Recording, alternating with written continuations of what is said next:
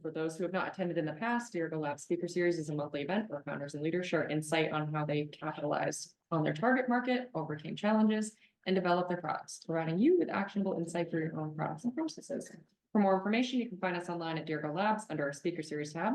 And I'd like to thank our sponsors for this evening's conversation. This brief event is presented by Dirigo Labs and is sponsored by the Harold Alphon Institute for Business Innovation at Thomas College, Valley Beverage, and Bricks Co-working and Innovation Space. In addition, you can find these recordings and so many more on our YouTube channel. Tonight's conversation is presented by Katie Richards, CEO of Maine Laboratories. In this speaker series, Katie will discuss how Maine Laboratories is dedicated to equipping customers with the crucial information and data needed to assess potential PFAS contaminations. Steve, that's great. Thank you so much. I have a deck. These are like my standard slides. They lean a little bit more into the science side of things, which is great. We can totally talk about those things, but I actually really enjoy talking about the business side. So if there's more questions about that, I mean, that would be kind of exciting because I don't get to do that very much. Yeah. So thank you. Yeah, so Maine Laboratories, so we're a family business. It's my husband and myself who founded it, along with a friend of ours who's a biochemist. We started it in 2022. I was thinking about the date as I was driving over here. So it was June 22nd that I printed out the paperwork for the LLC application, filled it out, and sent it in. So it's been a little under 2 years since we kind of thought of the idea and thought this might be an interesting project for us to work on. The reason it was a good fit for us from a family business side of the house is my husband is an analytical chemist, a researcher, a chemistry professor. And so when we really started digging into what is PFAS and what does it mean and how do you do the testing, he had a lot of those answers, which was great. And then, I'm able to kind of come in and be the doer and on the execution side and drive things forward. So it was very interesting, the kind of the discussions at the table, thinking like, how can we combine what I like to call our superpowers into something that could actually be something real. It is woman-owned, so we are certified with the SBA as an economically disadvantaged woman-owned small business. So I hold the majority stake, and I had to, basically attest that, and I do, that I am in charge of all decision-making, all financial matters, all even like day-to-day workflow. I have my hand in, so it is a major, piece of work for me. We're based in Central Maine. We have really strong ties to Central Maine. My husband graduated from Skowhegan Area High School, and that's like my street cred in Norwich Walk to say, that he graduated from Skowhegan Area High School. And we were really looking from a location perspective. We were looking at something kind of strategically. If you're in Central Maine and you look at the Google map and you're just looking at about like 90 miles or 90 minutes outside of Norwich Walk, you capture about 85% of the population of the state of Maine. So I was thinking, if somebody really wanted to come to the lab and talk to us, they could, right? That would not be entirely unreasonable. So we thought that would be easier from a logistics perspective to have people access us, to be able to get mail to people, mail the sample kits. And then also very close to the origination of the kind of the PFAS problem within the state of Maine, knowing that, there are hotspots kind of all around us, people that are dealing, with the PFAS contamination. We're the first commercial lab in Maine to be accredited for PFAS testing. And I mean, that's actually like why we opened the lab. So this all started, we have family dinners every Sunday night. And my mom for months had been talking about PFAS contamination, right? Totally, I had no idea what it was. And my mom's a little bit of a conspiracy theorist, so I didn't entirely believe her when she was talking about it. But when I started digging in, we're like, well, what is this actually? Okay, it's a chemical, it's man-made. All right, that's interesting. Okay, well, how do you do the test? Oh, okay, it's an LCMS, does the analysis, right? And Chris knew that piece of equipment. Okay, well, who's doing the testing in the state of Maine? And like, that was the question where I started Googling and realized, oh my gosh, there is nobody in the state of Maine doing this testing. How is this even possible, right? That nobody is facilitating this test in the state. I was really shocked, right? I mean, I'm from Maine, I grew up in Belfast, Chris is from Central Maine. Like, if there's something about Mainers, it is Mainers want to do business with Mainers. Right? And so how is nobody jumped in to take care of So this? specifically chamber members, but yes. Chamber, if you want to do business with chamber members, all right, I can add that. I'm gonna add that to my talk. Thank you. So I was really blown away when I found that out. And that's when I was like, well, we could do something about this, right? We have the particular like combined skill set of you know, people that could do something about this. And that's why we decided to open the lab. We talked a little bit about this yesterday, so it's somewhat of a rhetorical question, but like. We still don't see any of the PFAS testing facilities in Maine, at least that I'm aware of, like. What do you accept, what are those reasons? And until you open, we were in this process.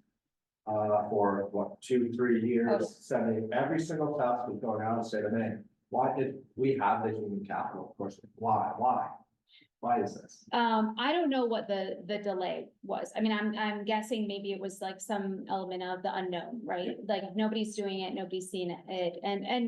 Or the first, like, when you first hearing about PFAS testing, even the PFAS sampling instructions. I mean, the PFAS sampling instructions, the original ones that were kind of put out by the state of Maine were like, don't take a shower the morning that you sample, right? Don't use any lotion or shampoo, or like, don't wear anything that has any type of like heat resistant, water resistant, you know, like anything that would potentially contaminate the sample. And now contamination is definitely a concern, that we have all sorts of protocols in our lab to make sure that there's not like existing PFAS in the environment that would contaminate a sample. But it was very, I think, probably scary for folks to think about that and like, how am I gonna accomplish that in a lab environment? So it probably felt like a struggle to overcome, I would guess. There are 2 other labs that received funding from the Maine DEP to open up additional PFAS capacity. And neither of those labs are set up in the same model that we are. So one of the things that we are really like is very much close to home to us is the ability for individual homeowners to access PFAS tests. And so the other 2 labs are not really focused on that audience. But I mean, if you go to our website, I mean, you can order a kit, right online. You can order it, put in your credit card, pay for it, we'll box it up, we'll send it to you. And so it's super easy to And access. those other facilities, are for the water treatment side of the game. Those other facilities, one is like very much research focused. Yeah. So they're partnering with research, and the others, the other company that got, the other group that got money, I'm not sure that their lab is even up and running yet. So, I mean, it's kind of an interesting story. So we had this idea in June, and then we found the building and got under contract in like August. And then there was this word about the Maine DEP funding coming out to open up PFAS testing capacity, and we applied for it. And that application was in September. And we hadn't even closed on the property yet. Right, we had nothing. And so we had a business plan. That's what we had. We had a business plan, and we applied, and the DEP declined us. And I was, you know, in the moment, I was like hurt. You know, I'm like really upset. We had this great plan. We're like good people. We're gonna get this done. You know, and I talked to enough people, and they were like, "You like literally had nothing. You had like nothing, and you thought they were gonna give you $1 million to open the lab." I'm like, "Well, maybe, sure. You know, I mean, why not?" Our feedback that we got from that application was that they thought our timeline was entirely unachievable. So what's interesting is our timeline was that we would be accredited by February 2023, and we actually were accredited by February 2023 without any additional handout or help. It was us entirely that did it. So we didn't get that first round of funding. 2 other companies did. Now I have to give the DEP some credit, because they did take what was left over from that grant process, and they did another grant last year. And by that time we were accredited. We were part of the Maine Lab accreditation program, and so we qualified as an actual lab to apply. And so we were able to get some funding from the Maine DEP through that. And that is a part of that, having some of those monies coming in is what allowed us to recently purchase our second LCMS, which is a massive investment For anybody that knows anything about equipment that it takes to do analysis, to have 2 LCMSs on site is a really important milestone for us and a big investment. And I have to say thank you to the Maine DEP for giving us some monies towards that second piece of equipment. So yeah, we thought we might be a lab before we were actually a lab, but our mission is threefold. So access to PFAS data, so provide individuals, which is kind of the question that you just asked. So our model is set up to support individual homeowners. And, you know, it's funny, real estate agents and inspectors is actually a big volume of that because people that are interested in purchasing homes want to know if they are getting into something, right? PFAS contamination before you buy it. We are as far as I know, we are the only lab, I think, in the entire United States that would be able to provide you results within the inspection period of a real estate transaction. So our commitment is a 10 business day turnaround. And then if you put a rush on it, we can turn that around 5 business days. Yeah, it is remarkable. And that is definitely our major value proposition right now, is that we are fast to get the data out. So it is unheard of. There's nowhere else you can go that's going to give you the data you need to be able to close on a house in the inspection period. What do they usually give you for a turnaround time? Not you. In the industry, it's like 4, 5, 6 weeks. Okay. Did you design the throughput of your facility with that in mind, that business model component? Or you just kind of knew how you had to work the lab? Yes. So the market research told us that it was 4, 5, 6 weeks to get data back, right? And so if you're thinking about normal lab turnaround times, standard lab turnaround times is more like 5 days, 10 days, right? Like 1 week, 2 weeks. And so our goal from the beginning was like, well, let's just do what's normal and standard, right? And because the industry, there's such a backlog in the industry, what that's allowed us to do is kind of stand out as a differentiator, just providing what I would consider normal lab standard turnaround. So one, there is the design of automation that helps us do that. And then the other big thing is that we only do PFAS testing. So having our entire focus on PFAS testing, we're not kind of back and forth between different equipment. We're not switching our equipment into different contamination. We're only testing for PFAS. I think that's what's going to allow us to stick to that short turnaround time. So individual homeowner data, and then be as aggressive as possible with turnaround times. We have another, very close to home to us is the access to PFAS answers. And that's because, like I said earlier, my husband's a chemistry professor. Our third co-founder is a biochemist. He works out at NC State right now. Is also has a very, much a research focus. And so any way that we can collaborate with researchers, we would love to be a part of it. We want to test all the crazy things that people want to test for PFAS, and we want to help drive research efforts forward, because there's so many open questions, and if people aren't actually doing the work behind figuring out what it is you want to sample, getting the data, writing the papers, right, you're never going to get to all the answers that you need from that research. So we're very supportive on the collaboration side. So we will do things like if somebody has an idea and they're writing a grant for it, like we'll pull up on a Zoom, it'd be Chris and I on a Zoom with the researcher. We'll talk about, okay, well, how, what's your plan? What's your sampling plan? How can we make this relevant, statistically relevant? My husband teaches grad level statistics, right? So he can help guide a little bit in that way. If it's something kind of a little bit odd and the sampling techniques haven't been created yet, Chris will do the research needed to go ahead and build the sample extraction and what you need to do before you can analyze it. So every part of the way on the research side, we're happy to partner. We write letters of support. We give a research discount, which hopefully at some point could help with a matching grant.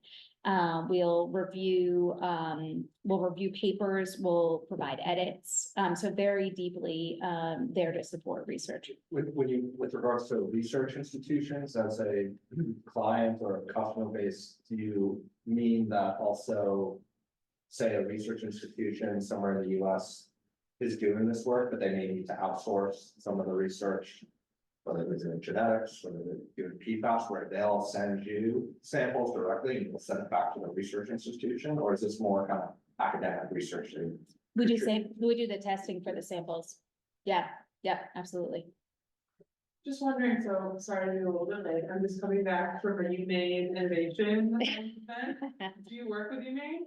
I do. Specifically, okay, cause I was just listening to somebody present on PFAS and it was like. Okay, yeah. Yeah, we have some collaborators at UMaine. The ag area has used us a bit. So we've tested things like cow rumen, which is the juice in the cow. We've done some soil samples, some plant tissues. We've just picked up a high capacity cryo grinder that allows you to homogenize samples that are like a bigger volume. So if somebody wanted to send in, I mean, I hate to say, please send me a corn stalk because it's a little unwieldy, but we could cryo grind and homogenize a sample up to 1,000 grams, I think is the number. So yeah, UMaine for sure. And we've got partners at MDI Biological Laboratories. Actually, one of our first customers, Dr. Jane Disney is a very strong partner of ours with her Healthy Water, Healthy Aging program. We've got University of Virginia representation. Those are I would say those are the top three that I can pick up off the top of my head. Yeah. And then access to Maine-based careers. So, strong science-based job in Central Maine. There's not a lot of them. It's like a bit of, I think maybe we're trying to start something there that hasn't existed before. And the reason or the reason I think that we can do that is that we are focused on automation in our process, in our workflows, right? So we have automation to back us up, and then we don't expect anybody to come into the building knowing how to run an LCMS, right? I mean, I don't know how many people within the state of Maine know how to run an LCMS, nevertheless, nor walk.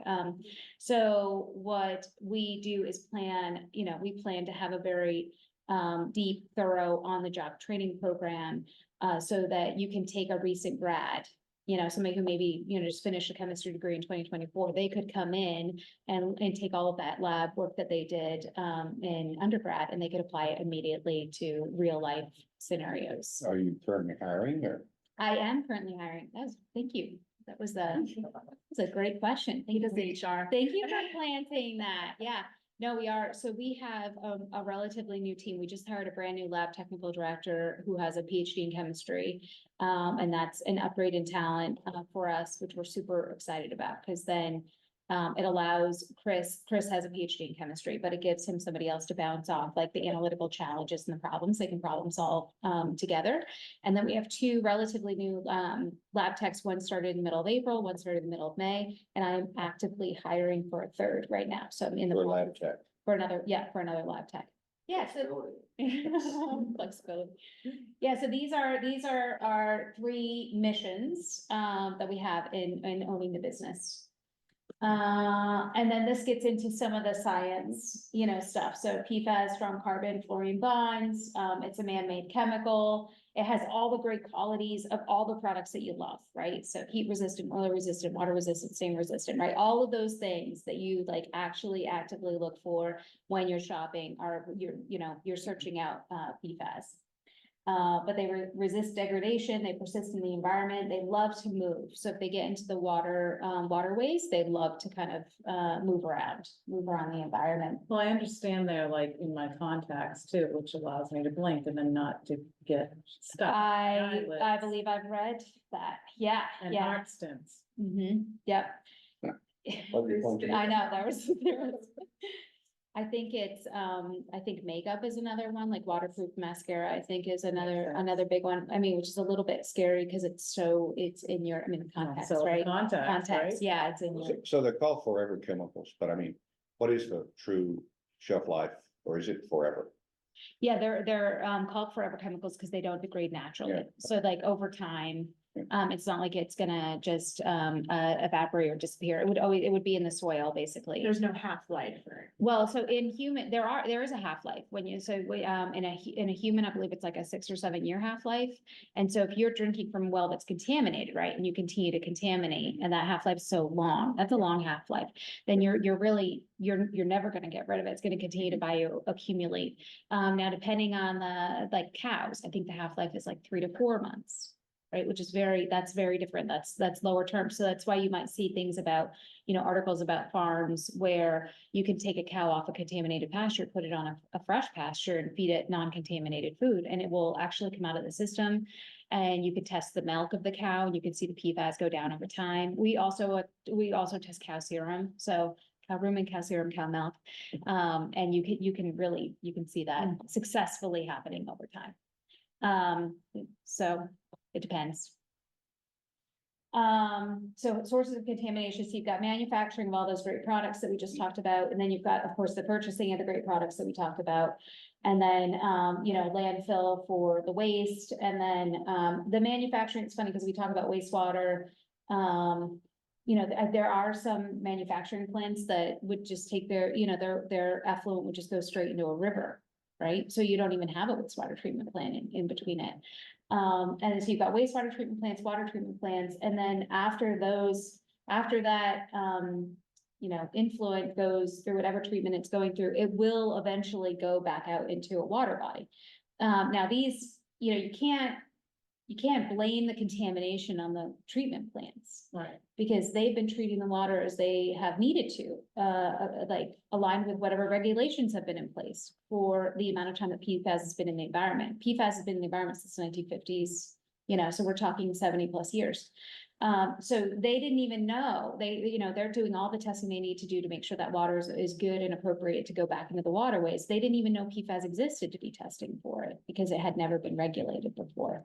So it's really, obviously like a recent issue for people to realize that, oh my gosh, what's coming out of the plant might not be good for us to have in our. So waterways. eventually, will there be something put into water treatment plants to either diminish or get rid of PFAS? Yep, yes, and we're gonna get to that, the recent regulation that's just come out, around that. So it gets into the waterways and then it just flows. It loves the water, it loves to move. I will add, of course, it's not up here, but coming out of the wastewater treatment plants is the sludge.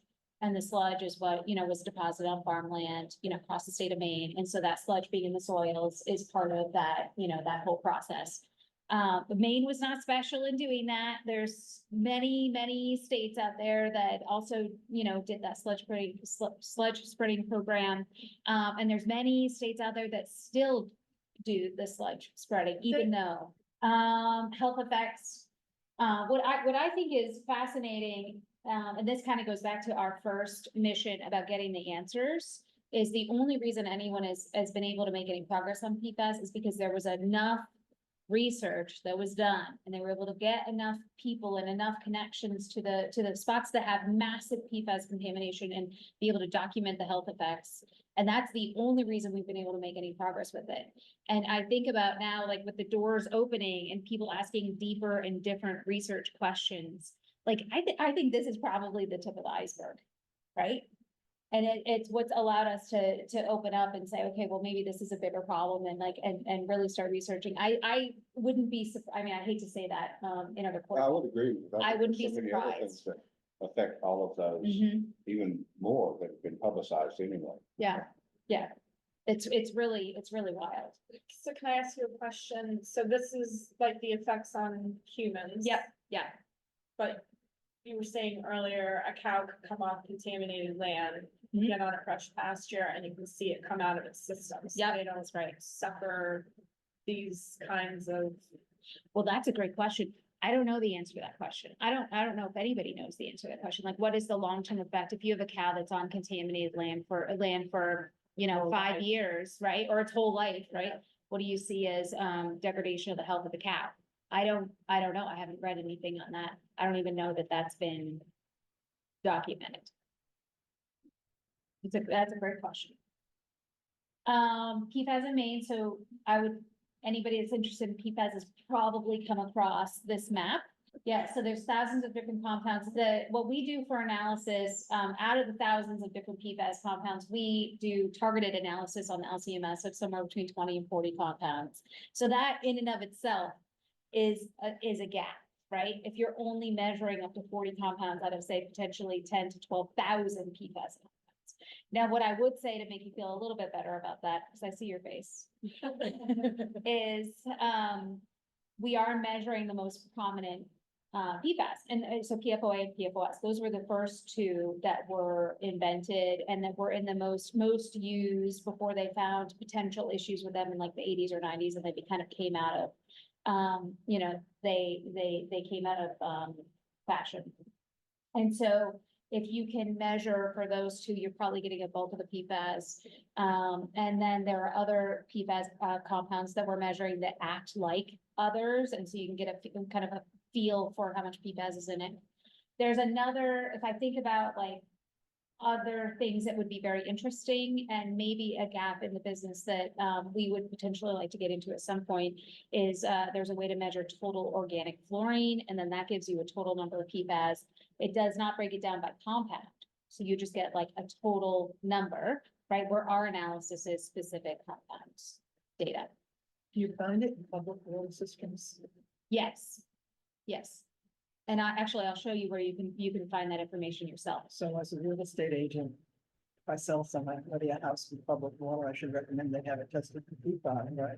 Well, public water systems are already monitoring for They PFAS. monitor their own. Yeah, so I'll show you where to go for the resource to find that information. So business, this is the business notes that I would usually incorporate into my talk. This map is one of the things when I was doing market research, and the estimation of the DEP in their sludge spreading program and how much testing they were going to do for PFAS is why part of the market research that said, yes, Katie, you should open this business. And like I said, I'm very grateful for the Maine DEP. We have done almost no testing for them related to the sludge spreading investigation. And so our customers have come from different places. And that's okay. And it's been great, and really an eye-opening for me, to think about like, okay, this was the path I was going to go down, and it hasn't quite worked out that way. And instead, okay, I'm going to find a way to go down a different path. And I think that, for our long-term success, it actually is probably going to help us, to hit that roadblock. The roadblock is a very strong master service agreement with a very strong competitor of mine who is able to offer excellent volume discounts because they are so big. It's all right though, because we've expanded in other ways that maybe if we had gone all in and this was all we did and the only business we did, right? That almost would put us in a place where our business would be at risk because we weren't really thinking about how to gain more customers. So to hit that, and rethink, all right, what else can we do? And how do we get to other folks? It's been a really great process for us. So. You had mentioned that New Hampshire has a higher, I forget how you presented it in your score, but a higher standard of certification. Oh, Maine. okay. Yeah, I don't know if I would exactly phrase it like that. They have a different rule book that they play by. T&I 2016 accreditation that Maine doesn't have the same requirements for. And so there's a few things that we need to do differently to be eligible to be accredited in New Hampshire than what it is that we do for Maine. Is Massachusetts on that same? They're not a part of the umbrella program that I might have mentioned, which is NELAC, or NELAP is You the remember you saying acronym. that, Yeah, so Massachusetts is not a part of that, but I have started building relationships with the Massachusetts Lab Accreditation Program group as well, and doing some testing for companies that report Massachusetts data to their equivalent. I don't know if it's called the DEP. They might have a different name. Okay, so PFAS in the US. So this is why I am all in. I'm all in on the PFAS business. And I say that for me, I'm not recommending anyone else open a PFAS lab. Okay, I'm just all in for me. You don't need to do this. So right now, it's actually more like 6,000 confirmed contamination sites, and those are gonna be things like Air Force bases, anything like a Superfund site, any place where they're doing UCMR, which is unregulated contaminant testing. UCMR 5 is going on, where they're finding PFAS is popping. So you can see up top, you've got all these blue dots, like it's all over the US. You can see down bottom, the light green areas haven't even tested yet. And you're still showing like pops of PFAS. So what I would say, and this is Massachusetts, so red is over 20.5 parts per trillion. Yellow is between 20.5 and 0, and green is 0. So really, you're only seeing green, like, the majority of the greens over on the western side of the state, and then white hasn't been tested. So, I mean, you're talking about, you know, a good portion of the state of Massachusetts has got, you know, is impacted by PFAS contamination. And especially, you know, they're using this red, green, yellow, categorization is based on a 20.5 parts per trillion level. And I'm gonna tell you in a couple seconds that that's no longer really the level that you're shooting for. It's quite a bit lower than that. So one, across the US, there's not as much testing going on as there is in the state of Maine. Maine is super forward, super proactive, and they are ahead of the game. And there are some states that are entirely ignoring it. And that will probably remain the same. There'll probably always be states that are ignoring it. But as more people in the regulation, as the regulations come in and more people are talking about it, I anticipate that the testing for PFAS is gonna go up significantly over time. I'm just curious, have you witnessed any kind of correlation between like urban population centers, popping water? In terms of, you may just include it like, well, maybe because of the farming and how it's entering the environment, maybe it's more a rural issue with regards to, is there any correlation in terms of like, maybe geographic? Oh my God, I mean, that's a great question. But it's probably just everywhere based on where it's being created, where these mills. Yeah, I think it's everywhere. I think the answer is it's everywhere. But I think it's two different ways. Like if you're talking about like urban, you have trying to think how to put it. You got like firefighting, so. Yes. Yeah, like is it more manufacturing is more like in the cities, right? And so you've got like this chance that you've got manufacturing output that could be affecting that. But then if you're talking about rural, you're like, hey, well, in Norwich Walk, right, that's the location of a landfill. Most landfills are gonna be out in a rural area. And If you so, think about agriculture though, and particularly food processing plants, Mhm. beef, pork, chickens, Mhm. turkeys. Yeah. You know, I mean, it's huge.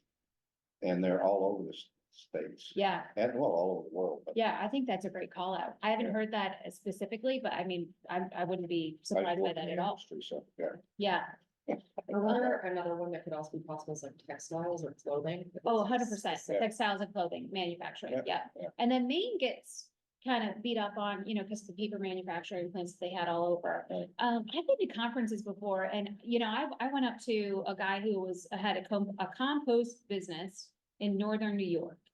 And compost is one of the things that has higher expected levels of PFAS in it.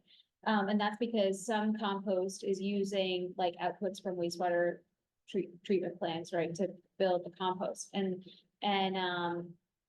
So I asked the guy, I was like, hey, are any of your customers asking for like a PFAS-free certification on the compost that you're selling them? He was mad at me for asking the question. I got real attitude from him. You know, we don't have any PFAS. I'm like, okay, sure. Well, that wasn't what I asked you. But all right. And I said, but I was wondering are your customers asking you for that, right? I mean, I had my business card. I was like, you know, just gonna like offer my services. I'd be happy to test your compost. And he blocked me a couple times. And then before I left, he said, you know what, we don't have the same problem as Maine. You guys did all that sludge spreading. That was all that was a Maine problem. And I'm like, okay, totally. You're gonna give this compost. I know, I'm like, that's fine. And I kind of walked away, but, and people do have this perception that Maine has a PFAS problem. Mhm. You know, Maine doesn't have a PFAS problem. Everywhere has a PFAS problem. And Maine has their arms around it way better than other states do. And they're diagnosing the problem, right? And they're thinking about how can we fix it? How can we help? How can we make sure people have clean water to drink? Maine has been super progressive in the way that they have handled and identified. And I think it is, you know, probably because there's some great, you know, coalitions of people that care deeply about the state of agriculture in the state of Maine, right? And then they've done a great job of being able to lobby and say, this is a very super important topic for us as Mainers and our legacy. And so, yeah, like while we're in it right now, I think it's kind of frustrating and it's sad and it's a little depressing, but like if you take a look at what other states are doing, Maine is doing a great job. So PFAS in the world, so there's been reports that PFAS is airborne, so it's on the top of Mount Everest, right? I mean, it's, I was gonna ask you that because that seems remarkable I know, that it's airborne. yeah, in the most remote areas of the world, you Well, can it find makes PFAS. sense, though, it snows there, right? So Mhm. the water. Oh, yeah, yeah. Yeah, right. water up, crystallizes, rain, get yeah, very- yep, absolutely. So Sorry, go. if we wear like clothing that has PFAS in it, is that like, can we like soak it in, you know? I don't know Yeah. if that makes sense. Yeah, no, it's a great question. I've been asked it before, and the answer is we don't know, right? That's another question we don't have the answer for right now. So people, ask like, well, what do you do? What do you recommend? What do people do? And I say, you have to prioritize the way you make decisions, right? And it's gonna be, everybody's gonna have different personal values and how they wanna approach that. So for me, what most important is to make sure that you're drinking non-contaminated water, right? That is the highest and most important. Because that's what your body is made of, and you want to make sure you're not bioaccumulating. So then number two would be make sure it's not in your food. So if you're an avid gardener and you produce all your produce and you eat out of that garden, I might be interested to get a test on the garden beds, right? If that is where the majority of your food is coming from, which again, that data, right? We don't, like, you could go into the grocery store and, I mean, you don't know. We don't know right now. Because labeling PFAS free is not something that is common. To this point, like, so. Like other heavy metals, you can ingest it, you can get it on you, but can you inhale it through like particulates? I don't Might be know. able to. I would think the answer is yes, but I don't know the answer. I don't have any. Inescapable, it's kind of what I'm hearing. So you do what you can to reduce. And I would say there are definitely clothing companies that have taken on the march to no PFAS. And so you can go out, you could search for those, right? If you wanted to have no PFAS in your clothing. But there are some companies, like, their thing is waterproof clothing. you Yeah. know, Like. that's Yes, so they the need, brand names. so they need to innovate. Right. Right? And there's a lot of work going on to innovate around what can we use as a replacement for this. There is some legislation coming down the pike that's gonna require that you cannot sell products with intentionally added PFAS in them. Maine is also on the forefront of that. And so that when I talked about being able to measure like a total organic fluorine, like of a product, right? You could take, a shirt and you could incinerate it, and then you could read on the output of that how much PFAS was in that shirt. Like that would be helpful. I think California is another state that is, on the front end of that.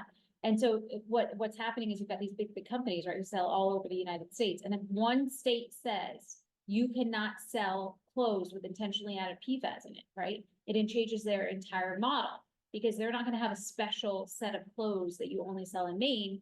They're gonna change their model so they can sell their clothes everywhere and not have any restrictions. And there's gonna be some products that need to use PFAS because you cannot.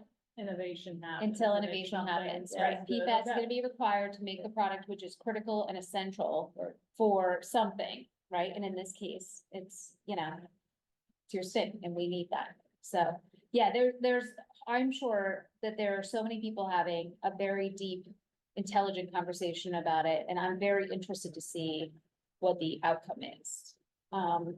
Because it will probably influence the way we shop and what's available for sale in the state of Maine. Okay, so yes, PFAS around the world, so we're still, interested in doing PFAS testing. This is the main established screening levels. We're calling out, the residential drinking water, which is 20 parts per trillion right there. You can see they also have remedial action guidelines for soil. That's in the very top part of the grid. And so when people get most popular homeowner test, right, is water and soil. So when they get their results back, we kind of share with them, hey, like when we talk about, what the guidelines in the state of Maine have published, for residential soil, what do we think is acceptable? And you can see the nanograms per gram, under the residential column up top. But really let's stick to the 20 parts per trillion for the water. So this parts per trillion explained. So 1 drop of food coloring in 18 million gallons of water, or it's 1 inch in 16 million miles, Wow. or 30 seconds out of every million years. So when I talked earlier about that pivot, which is the massive investment, right, the LCMS, triple quad is what does the analysis and is able to get us down to measuring that tiny little amount, of PFAS. Like, how is that like the acceptable level? So this slide shows a little bit of the movement of the recommended targets. So it was when PFAS was first kind of out, we were talking about ppb levels, which is parts per billion. And then for quite some time, Maine was under 70 parts per trillion. And then they've decided, you know, as people realize kind of the health concerns, okay, let's kind of drop it down, and that's 20 parts per trillion, which there are, like Massachusetts also has the same 20 parts per trillion guideline. So they're kind of, I don't know if I'd call it a coalition, but like states are kind of watching what other states are doing and saying, okay, let's make sure we're aligned with that. So 4 parts per trillion is, we're gonna talk about in a second, is the first time that the EPA has ever come out with a drinking water regulation. And so they're coming down to 4 parts per trillion for 2 compounds. And then the question mark is lower. Like, would we go lower? So they had a health alert, the EPA had a health alert last year, which said that it was good, like PFOA was good to like 0.004 parts per trillion. PFOS was 0.002, or the opposite, I might have those mixed up, but essentially saying 0 PFAS Yeah. is our recommendation. That's what they were saying. So down here, the regulations are driven by health directives and what is analytically possible to measure. So the LCMS can get down to 2 parts per trillion. And then when we look at their recommendations of 4 parts per trillion for PFOA and 4 parts per trillion for PFOS, what they're saying there is most labs should be able to get under 4 parts per trillion. We should be able to see whether you've hit that line or not. And so that's why, even though they communicated really 0 was the appropriate answer, what they came out with from a regulation perspective is 4 parts per trillion. And that's for the 2, remember, PFOA and PFOS are the most prominent, the ones we see mostly in the environment, and then individually PFHXS and PFNA are at 10 parts per trillion, as well as Gen X. And then you've got this hazard index down here for these 4. So if you do this equation and that comes out above 1, then that means you would have failed, and you need to remediate. Those amounts to me just seem so minute So low. compared to other contaminants that are in our environment, Yeah. you know? Uh-huh. I mean, I could probably look at several other ones that are a lot higher than that, Sure. you know, Yeah. that are more, well, more infamous, I guess. Yeah. But I mean, they just seem so small. They are small, but it's the bioaccumulation that gets you, Mhm. right? Because if you keep ingesting, then you keep Well, I mean, it's the contaminating. same thing if you take an X-ray and it keeps accumulating, Yeah, right? So I mean, Yeah, but that's right.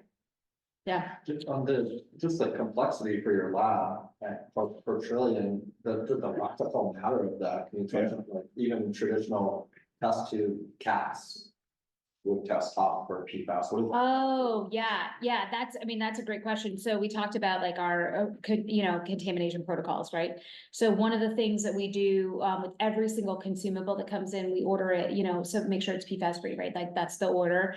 And then everything that comes into our lab has to be tested for contamination. So you have to test your own stuff? we test our own stuff before we can use it. Yep. And then we have to document, okay, this lot of tubes is good to use. This is the lot number and this is the date we tested it. And this is, and we're signing off on it. You said the same thing about the testing kits you're sending out. Yeah, that's right. Everything has to be tested and good to go. So the bottles that we send out for people to put the samples in. A lot of times with our commercial customers, they'll be like, hey, we've got bottles from somebody else. We'd love to use them. And, I'm like, No. You need to use our lab bottles. We have tested our lab bottles to make sure that there's no contamination there. And if you want to take the risk to send me something because of a sense of urgency and timing, okay, that's fine. But you need to know that I'm not guaranteeing that there's not contamination in the bottle that you're using right now. So yeah, that is definitely important that we provide the sample kits for folks. Have you ever had anybody ask you to test, like, just thinking you're talking about the bioaccumulation, like, is there any way to test, like, how much you have? There is. Yeah, and we've got the process for it because we're testing cow serum, right? So we can and we could test human blood, right? We don't, because we're not a medical laboratory, and the work that it would take to become a medical laboratory would be extensive and take us down an entirely different path. So what we could test is human blood for research purposes. That was gonna be, the data would be combined in a way that nobody would have their individual data. So if there was a research project that wanted to go on, then we could totally do that. That doesn't require the medical lab accreditation that I'm talking about. But if somebody's like, hey, I've been on a farm for 30 years, please test my blood, I can't do it. Okay, so this is what I was talking about. So this regulation came into effect April 10th of 2024, brand spanking new. And what they are doing, this is about drinking water. So this is the public water system. So you just mentioned, kind of at water is one of them. Your elementary school might be considered a public water system. So you could look this up. So the regulations require that public water systems have 3 years to complete initial monitoring and then followed by ongoing compliance monitoring. So they're saying, EPA is saying, basically across the US, everybody needs to monitor by 2027. So Maine has already been monitoring, and this is on the Drinking Water Program website, DWP, that you can find this. So Maine's already ahead of the game in that they are monitoring. So I took the new regulated PFAS, I put them in red. The one that's not listed up here is HFPO, DA, or Gen X. But even though it's not on their spreadsheet that they have on the website, it is measured as part of their PFAS testing method because they use 537.1. I double checked to make sure. So the DWP has all the data they need to already comply with the first part of the EPA regulation, which again is an example of Maine being ahead of the curve. Implement by 2029. So by 2029, anybody that has to reduce their PFAS, right? So they pop up higher than the 4, 4, 10, 10, or the hazard index. They have to implement a solution to get them down below those maximum contaminant levels. Okay. And if you're not below those maximum contaminant levels, you have to notify the public. So that's by 2029. So this is interesting down bottom. So there's funding available to help ensure that all people have clean and safe water. And they have recently even added to this category owners of private wells. That's very interesting. I don't know that there is anything else out there right now that is helping support owners of private wells, right? That's always very much been unregulated. And there hasn't been support for help there. So I tried to dig in to like, what does that mean? Who's going to have access to it? How would you get there? And we're still very, very early. And so I believe the state of Maine has to apply for that funding, and then there's got to be some sort of distribution network. And I don't know what that's going to look like for the state of Maine. So I'm kind of keeping my eye on what that means. And then this goes into like the Maine Laboratories workflow, which I've talked about quite a bit, actually. So our philosophy is automation allows us to be reproducible, be faster, be more reliable. And it keeps our turnaround time low and lowers the cost in general. Not enough to compete with the massive competitor who has all the volume, but lower. And then these are the steps that we use. So we have sample prep. We may use the car grinder. We might use the centrifuge depending on how much like dirt is in the sample. We use extraction, like a methanol extraction technique. And then we use an automated solid phase extraction machine, which I'll show you a picture of in just a minute. And then we load it on the LCMS. It's automated data quantification, and then we have to have a 2-step quality control review, because even though automation is great, we don't ever trust it. So we've got to do a double check and make sure that it makes sense. So not only is it's our lab technical director who's doing the initial review, but Chris is looking at every single piece of data that leaves the building in a report. So it's a heavy load right now. And so we're working with our additional hires that we've had recently. We're working on cross training to make sure that we can kind of support the additional volume that we expect to happen over the next year or so. Here's the solid phase extraction. We have 5 of these robots in-house. Each of those robots can handle 8 samples at a time. But keep in mind, you've got quality controls. So maybe you're doing like 6 or 7 samples plus, 1 or 2 quality controls. Which robots are those? I was gonna say, did you name The names? We did name, we You had named a the name new you were ones. coming up with. Did we not have names when you guys came through? Okay. Yeah. Oh, maybe a letter? Yeah, these are the new ones. So we have them, labeled, in alphabetical order. So Amelia is our number one SPE that we've had since day one. Amelia's seen us through all of our growth. And then in December, we brought up two additional, SPEs. Those were Bader and Curie. And then we had our new lab techs help name, our two new, SPEs that came in May. And so those are Debbie and Ezra. Okay. Ezra was. Ezra. I think that was just getting. Ezra was there and Debbie, You were trying for a D. yeah, we needed, yes, You we needed a D. definitely needed a D, So yes. are those also favorites on No, they're random. We've moved to random names. it? Okay. Yes, Could have been Dolly. I yes, suggested Dorothy. Yeah. Call her Dottie. I know. Dot. Debbie works. So then this is our LCMS, and it, is really just talking about, the way that we measure the different compounds is based on their charge, their mass, and being able to separate them out so they come off the column at different times, so we can read them separately. We have our second LCMS is installed, so this is a picture of two, which is a major, bonus for us. And the names for those are Letitia, and Jane. Okay, this is a case study, and these are my last two slides. So this is an example of how challenging it can be to measure PFAS, and that's because you can have some things that kind of show themselves that they look like PFAS. And this is cholic acid, which comes up, it's naturally occurring in things like liver, animal tissue, animal byproducts, milks, eggs, and wastewater. And cholic acid has a very similar weight. So 499 for PFOS up top, and then cholic acid molecular weight is 499 down bottom. So similar weight, similar primary fragment, similar chemistry, so similar separation. So coming off of the LCMS, they look a lot alike. And what we found out as we were opening the lab and kind of making sure that we were aware of analytical challenges that were happening is that one of our competitors was reporting cholic acid as PFOS for a period of time, maybe like 6 months or something, a long period of time.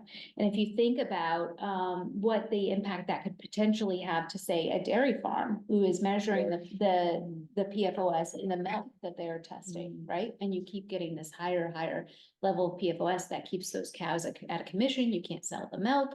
I just can't even imagine what that means from a business decision perspective as a farmer. And so it was kind of wild to hear that this was persistent out there in the industry. So what we found to overcome the challenges is that you can change the mobile phase. And then what that does is it changes the retention time. So when you're reading it. So down here, you look for PFOS at a retention time of 7.6. And that's because we changed some of the input into the LCMS versus cholic acid, which comes out at more of like the 3.2, 3.4 area.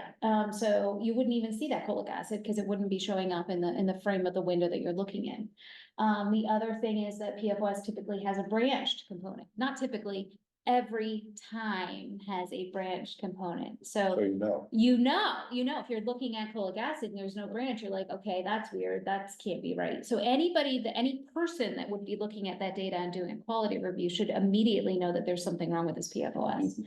And then the next is you can find a secondary conformation fragment, which not every compound has one, but a good number does. I want to say out of the 40 that we measure, I want to say it's like 10 to 15 have a secondary fragment. So you can always like double check, okay, is this right? Yes, I see that extra peak and it shows up just like that. It's a red line. You can see it right beneath the measurement. So we, once we heard that this was an issue, it was like not hard to find a way to avoid that happening. I like to think that that's one of the things that our lab brings to the table that others might not, in that we're kind of constantly looking for how can we make it better? How can we be more precise? And we've got the, the skill of a researcher behind us, who's reading white papers and staying up to date and kind of understanding the problems that we could be facing so that we could be on top of this. We never sent a report out with cholic acid as PFOS, just so we know. Yeah. Sure. Because we double checked. And that's it, I think that's my last slide. Yeah, that's it. Oh, I do want to say, you know, I've got some like acknowledgements here, and I've already talked about the Maine DEP, but I would be really remiss not to talk about the Central Maine Growth Council and the DECD for the help that I've gotten in building the lab, renovating the lab, making space for the lab, buying, you know, I mean, it's just, it's wild how much I've been able to really lean into the community and the support that I've felt in Central Maine. And I'm excited about where we've gotten to in this very short period of time, and then even more excited about what we're gonna do in the next 2 years. And thank you for having me here.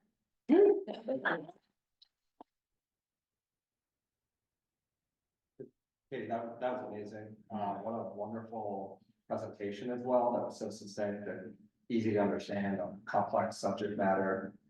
Most importantly, thank you so much to you and your team for this incredible Resource. community benefit for the entire state of Maine. So on behalf of the Growth Council and our community, to you and your team, thank you. And on behalf of MDCD and our state friends, they wanted to be here today. We were so blown away by the tour last month, and on behalf of them, thank you. They really are so impressed by what you guys are doing. Your origin story is remarkable, what you've accomplished in a short period of time. Where do you see things in like 5 years?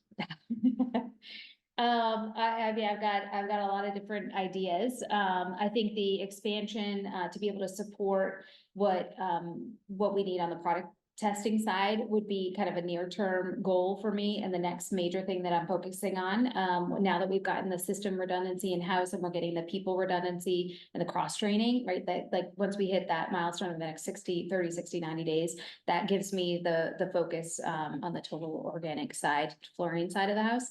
But I'd be really interested to think about, you know, how could we really go all in on the research aspect? Is there more that we could do in collaborating with other researchers, universities? Is there something we could even do in-house because that's so close to our hearts?